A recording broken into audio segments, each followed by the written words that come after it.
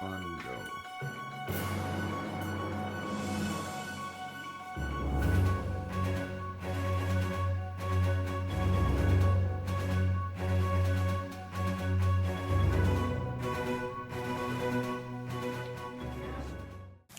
Good evening and welcome to Model T News. My name is Christiana Laird and tonight we are going to do a special segment that takes us back in time to the life of Henry Ford. With me tonight we have our in-studio reporter, Emily Mikowski, who will be discussing how Henry Ford became interested in the automobile industry and what it took for him to form the Ford Motor Company. Also with us tonight is Nick Stanko, our senior field reporter, who is going to take a deeper look into Ford's personality and behaviors that helped him succeed back in the day. The third segment in this newscast will be Zach Newhart, our other senior field reporter, who will discuss the values Ford held true to himself. The final portion of our special tonight will be on the motivation strategies that Ford possessed. This segment will be done by Grant Monroe, our junior field manager intern.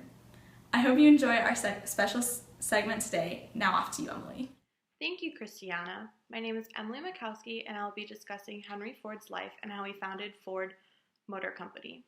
Henry Ford was born on July 30th, 1863 in Greenfield Township, Michigan. He married Clara Bryant and had one son, Edsel Ford. He was an engineer by trade and started work at the Edison Illuminating Company and was quickly promoted to chief engineer. During his time at Edison Illuminating Company, he started experimenting with new car ideas, and this included his idea of a self-propelled vehicle, which he named the Ford Quadricycle. Ford resigned from the Edison Company and founded Detroit Automobile Company on August 5, 1899. In the Detroit Automobile Company, Ford was producing a lower quality car at a higher price that Ford wanted. The Detroit Automobile Company was dissolved in 1901. After that, Henry Ford teamed up with one of his friends and longtime colleagues, Alexander Mackelson, and created the Ford Motor Company in 1903. They first created the company to continue working on their racing cars, but then Ford wanted to fulfill his dream of creating an affordable automobile for all. Ford wanted to create a high-quality car, but he wanted to make the car affordable for the middle-class families. Ford did not create the assembly line or the first automobile, but he did succeed in creating the first car that was practical convenience, the Model T. He was revolutionized transportation in America. He wanted to continue revolutionizing the automobile and created the Model A. Ford Motor Company went on to produce the automobiles in an assembly line in 1913. In 1919, Henry Ford's son, Edsel, was named president of Ford Motor Company. Henry Ford passed away on April 7, 1947. He created a great company and was a great man. Thank you, and back to you, Christiana. Thank you, Emily, for that riveting discussion on the organization and how Henry Ford got a start into the automobile industry. Now, off to you, Nick, for a little more about his personality and traits. Hi, Christiana. I'm Nick Stanko, reporting on personality traits of Henry Ford. First of all, Henry Ford demonstrated many personality traits that contributed to his ongoing success. First off, in 1896, the idea of making a self-propelled vehicle was toyed around with him and his friends. Henry Ford worked with many machines on his farm and wanted to be more involved in the engineering and innovation process. Ford demonstrated an open mind and a curiosity for innovation, which brought it a huge growth of self-propelled vehicles that contributed to his success in making the first motor engine. So next is conscientiousness, a personality trait that deals with reliability and dependability. In the early stages of his development, Henry Ford, through persuasion, convinced a group of businessmen to take on to his first idea of a horseless carriage. His first idea of a horseless carriage was both a new idea, and many business people did not like the fact that he was a new business person. Through demonstration of reliability and dependableness, the business vendors agreed with his visions and offered to extend him money for his first opportunity at business. The third personality trait that we deal with is locus of control. In the beginning, Henry Ford's first two businesses were complete failures. Now, Henry Ford attributed his failures to himself. In the beginning, Henry Ford's business started off as a horseless carriage company, but now today, Henry Ford has a strong Ford Motor Company. In dealing with the locus of control, Henry Ford dealt with his failures on the internal level. He didn't blame other people in the business, and nor did he blame his business people that backed him up. Henry Ford's locus of control stayed internal as he continued to stay strong in his business practices. Finally, we'll talk about self-esteem. After numerous failures, Ford did not let his self-esteem dip low. After 2 failed companies, you would think that Ford would get out of the motor vehicle business. This is not the case. His team continued to race and build stock cars on the side, contributing to his publicity to his business vendors. After continuing his publicity, a young and up-and-coming businessman would come to him, lending him money for his first opportunity. With his time and commitment, Ford ultimately opened the Ford Motor Company in 1903.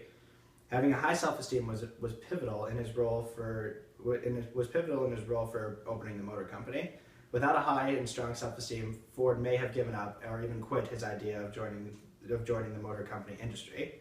With a high self-esteem, Ford offered a new innovation technique, which ultimately would dominate the motor industry for years to come.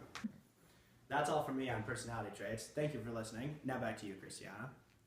Thank you, Nick. Now we're going to send it off into the field to Zach for a little more discussion on the values of Henry. Woo! Thanks, Christiana. Zach Nauert here reporting on Henry Ford's values. First off, I want to give you a little background information on what some certain values are. So we have instrumental values and terminal values. Instrumental values are values that shape acceptable behavior that are used to reach a desired end goal, also known as a terminal value. Now, terminal values are values that influence the goals to be achieved or the end state that is also desired. Now, first, I would like to introduce to you some key personal values that Henry Ford has had for himself. First, he valued employing all types of people. Now, this was on a scale from disabled people all the way to ex-convicts. You heard that right, ex-convicts. Henry Ford also valued educating his workers, mostly helping immigrants that couldn't speak English, so he helped them learn the new language for themselves. It's just like any American going into a Spanish class just to learn the language. He also valued his personal curiosity. Henry Ford is a very smart man, and he went through new tasks on a daily basis. He killed those tasks, so he's curious, and he went on to another task. He also valued being a family man. We can see this because his son, Edsel, took over the company. Now, when I say he's a family man and his son takes over the company, it just means that he has been a great guy to his family. He's leaving his son a billion-dollar company, which is just an incredible thing. I mean, I wish my father did that for me, otherwise I would not be here reporting this story right now. Now, lastly, he valued helping the less fortunate by making a cheaper car, also known as the Model T. Now that I've introduced you his core personal values, I'm going to get into the nitty-gritty of his instrumental values and terminal values. To start, we're going to talk about the instrumental values. There's 3 main instrumental values that I found that Henry Ford has had throughout his life. And those are ambition, helpfulness, and imagination. Concerning ambition, yeah, we know everybody's ambitious in this world. They want to make money, but the way Henry Ford does it is he's ambitious for himself and for others at the same time. So what Henry Ford did in this instrumental value of ambition, he wanted to educate his workers and make a cheap car for many to buy. Like I said earlier, he was ambitious to help these Spanish workers make money for the company and make cars for the company. Now the second one is helpfulness. He would hire any type of person, like I said before, ex-convicts, disabled, anything, which is incredible. He was helpful to all types of social classes and just everything you can even imagine. The last instrumental value I'm going to cover for Henry Ford is imagination.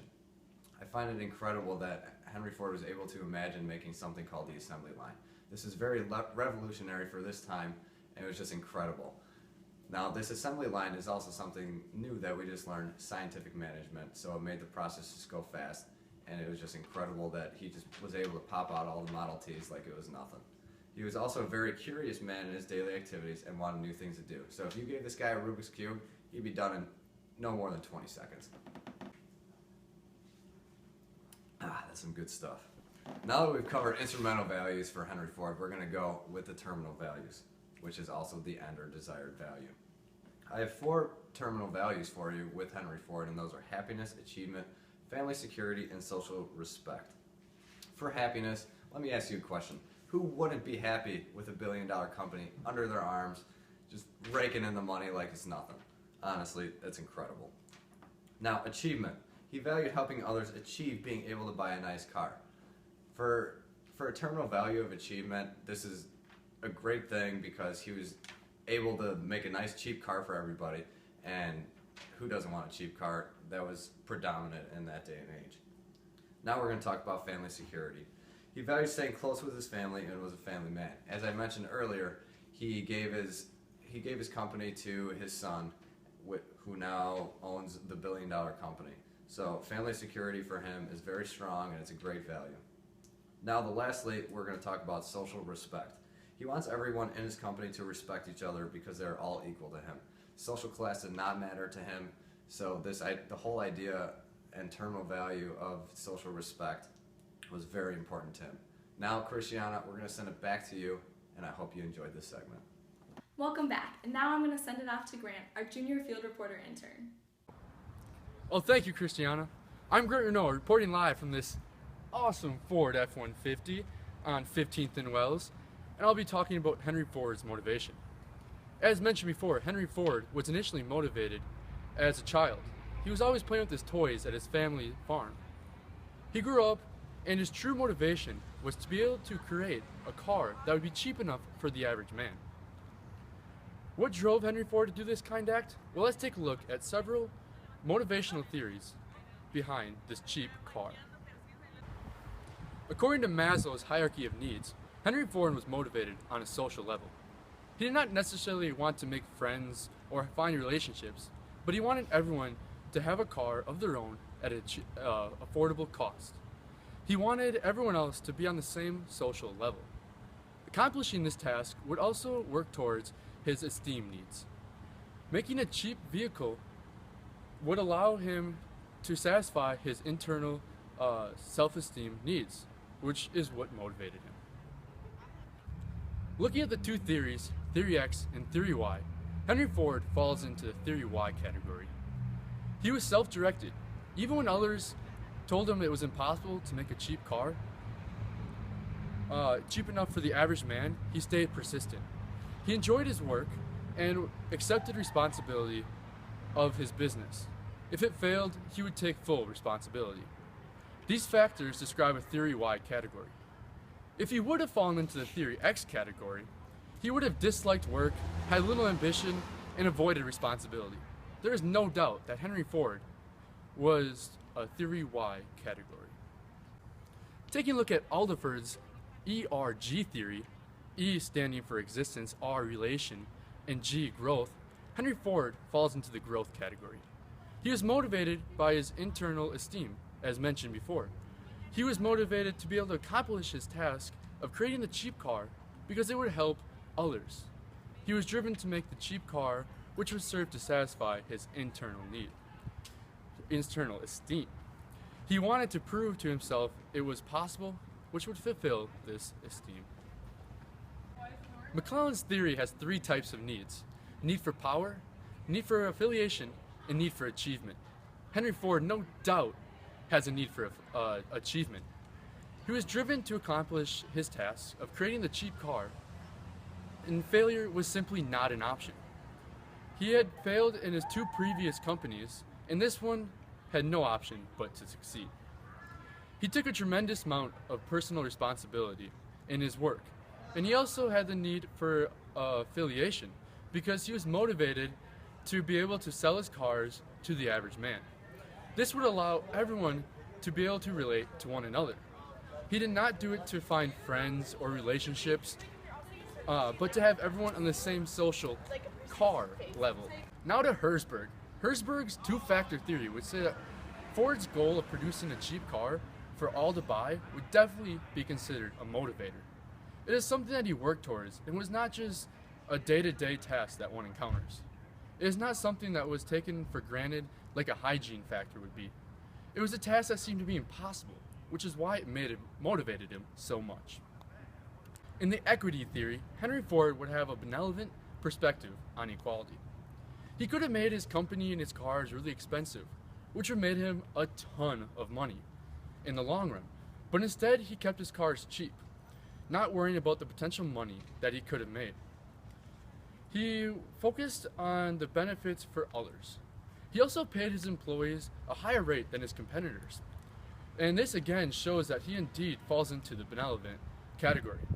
He was focused on the equity of others and not just himself. Lastly, relating Ford to the expectancy theory. Ford believed that if he worked hard and put effort into finding a way to make his cars cheap, that he would indeed find a way to accomplish this impossible task, which is known as expectancy. He believed that if he could perform this task in making cars cheap, he would find a reward in the public wanting to buy his cars, which is known as instrumentality.